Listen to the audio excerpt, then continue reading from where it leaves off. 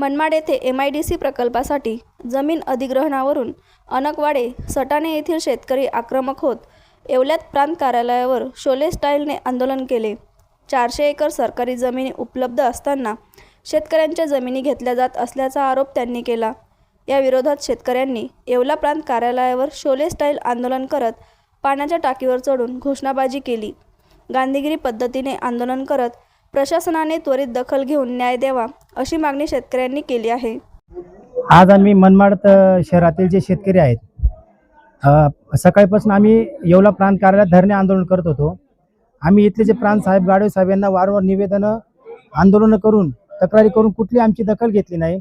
आम्ही प्रांत साहेबांना सांगितले की जोपर्यंत सक्षम अधिकारी चर्चेला येत नाही तोपर्यंत आमचं आंदोलन मागे होणार नाही। परंतु प्रांत साहेब हे आडमुठेपणाचं धोरण घेऊन वारंवार आम्हाला टाळत होते, म्हणून आम्ही नाईलाजास्तव आज येवला प्रांत कार्यालयात चढून शोले स्टाईल आंदोलन केलेलं आहे। जर आम्हाला न्याय मिळाला नाही तर आम्ही मागे हटणार नाही।